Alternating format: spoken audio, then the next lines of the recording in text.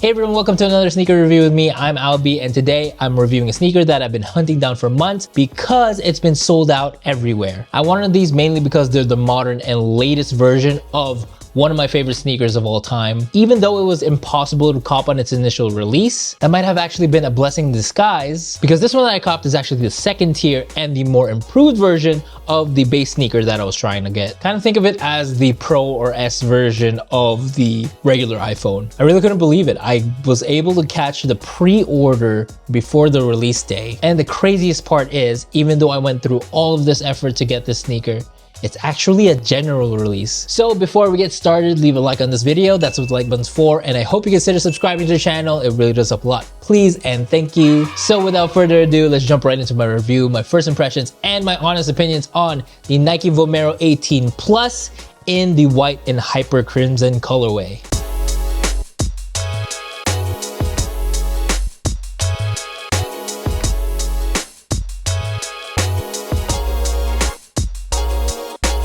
So I'm sure you all noticed the rising tide lately of everyone getting into running, with myself admittedly catching that bug. And with Nike not only being the OG, but the leading innovator in running, they decided to revamp their whole running line to ride that wave. They also decided to divide their whole running category into 3 franchises with 3 tiers each. The baseline tier, the plus tier, and the premium tier. These 3 categories are the support runners with the Nike Structure 26, for people who need a more stable and structured ride. I technically fall under that category. The power runners with the Nike Pegasus line, for people who want a more responsive yet effective energy return. And last but not least, the maximum cushioning line with, of course, the Vomero 18, for people like me who choose comfort over everything. What's pretty cool about this new tier system is that you could start with the base model, and as you progress as a runner or become more experienced, you could go for the plus or the premium tiers to tailor more to the type of runs that you're trying to accomplish. Like I mentioned, they released the base model earlier this year, sold out everywhere. But then I was able to cop these plus editions earlier this August. I believe I pre-ordered these August 7th, and they were shipped out between 11 to 13. These, of course, having added materials or a little bit of variation from the base model, which I'll get into in a bit. And then last but not least, they're gonna release the top of the line Nike Vomero premium line later this year in October. Jumping right into the details of the Nike Vomero 18 Plus. For the men's line, we were only able to choose from 4: the Orange Pulse and Hot Lava, the Black and Cool Gray, my second favorite colorway, which is the Light Bone and Light Ore, and of course the one that I have in hand, which is the white on the Hyper Crimson. The upper is engineered with a comfortable fitting soft mesh made of breathable yarn, with reflective hits on the toe box and the Nike swoosh on the side with black. The foam collar around the ankle is 18% softer than the Vomero 17s, allowing you to feel instant comfort from the moment you slip into these sneakers. The same foam can be found in the tongue under those flat white laces. And the last of the accents for the upper is the Vomero Plus sign on the tongue and the TPE pull tag on the heel with the reflective accent and the Nike running logo. Lastly, the biggest difference between the base version and the Plus version, instead of the double stacked React X and Zoom X midsole, on top of that high abrasion rubber outsole for optimal traction in that Hyper Crimson black and white, the Plus version has the Zoom X foam running the full length of the midsole with a 10mm heel to toe drop. And being that it's Nike's most responsive foam technology, it'll give you the ultimate response, energy return,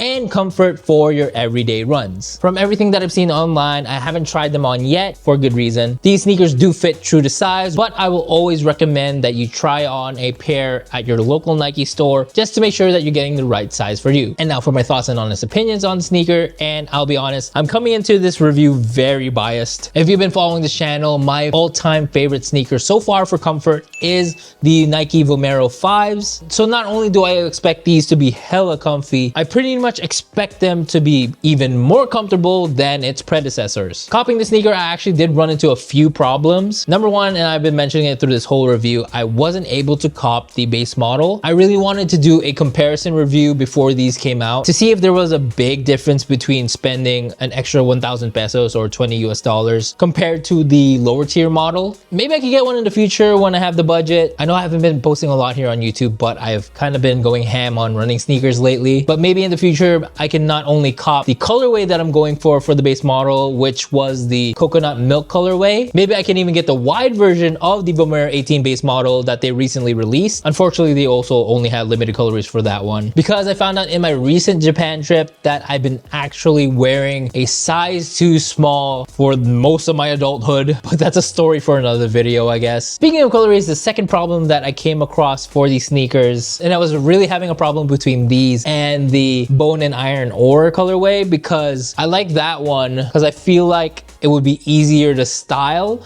Like, it's more toned down. You could wear not only, you know, running stuff with it, but it's also casual wear. But I think it was kind of boring. But every time I would like click on the iron ore, I would always get caught with the hyper crimson on these. And it's a white upper, right? So it's not gonna be too hard to style, which is also what I kind of say a lot on this channel. I love a pop of color, which is exactly this. To be fair, looking at it in person now, I am in love with it. It's just a classic white on hyper crimson that Nike running has always done. But regardless of those problems, I am so happy that I finally copped this sneaker. I was hunting these down with a lot of running sneakers, for better or for worse, have been coming back into the limelight. It's kind of cool to see with the sneaker game, because I mean, I haven't been really interested in another Air Jordan, or I mean, I know that recently the shattered backboards just released and it's been sitting on shelves, which is pretty cool because I love a sneaker with a story.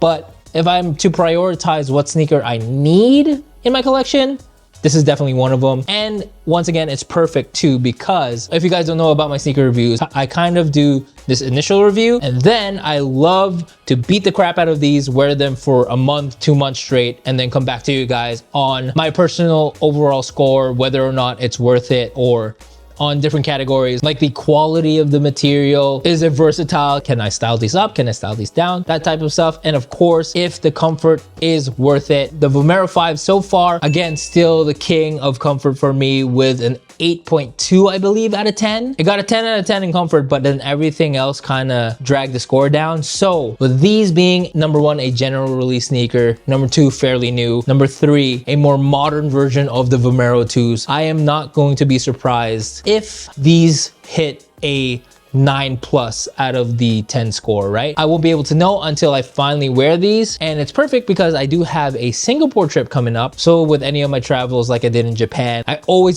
have a minimum of 10K steps, on average 15 to 20K steps. Maybe I'll review these on the go in Singapore, and I can come back to you guys with an early review. I don't have to wear these for a whole month. So overall, of course, I am so excited that I finally have these in hand. You guys probably see it on video. I've been squeezing the crap out of these outsoles.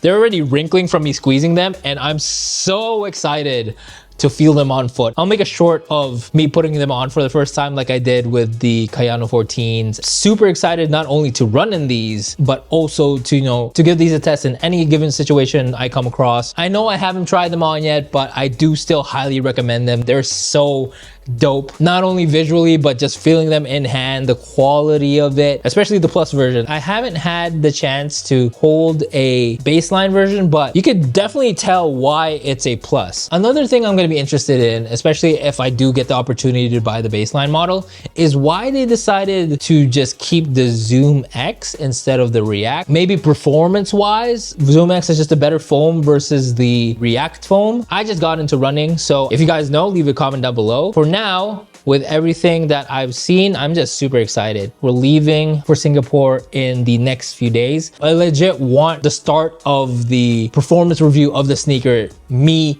putting these on before getting to the airport, and then just spending a whole day or however long we're staying in Singapore wearing these sneakers in different situations. Super excited to finally have this in my collection. Plus the fact that it's a general release, I'm kind of loving that wave where it's general release sneakers that are selling out in a way that, you know, people who are in sneakers aren't just chasing hype anymore. I mean, it's still always gonna be there. You know, I'll admit, I've been on a hiatus with sneaker reviews, but with this now in hand, I kind of feel the flame kind of reigniting in me, not only to do sneaker reviews, but to come back to the sneaker game. And what a way to come back, right? Than the Nike Vomero 18 Plus. I'm super excited to try these out, and I can't wait to show you guys. So that is it for my review on the Nike Vomero 18 Plus in the white and hyper crimson colorway. What do you guys think? leave a comment down below. I love conversing with you guys there. Follow me on Instagram at albperalta. I'm a bit more personal there. I post stories almost every day, and I post there when I have a new YouTube video out, so that's one way to get notified. Other than, of course, subscribing to the channel, guys. It really does help a lot. And check out the other videos on my channel. As the banner says, I have anything and everything in between on there. That is it for this video. I hope you all enjoyed it. Thank you all for watching, and I'll see you guys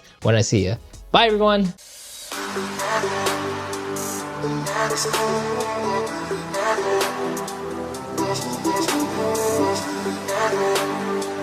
That's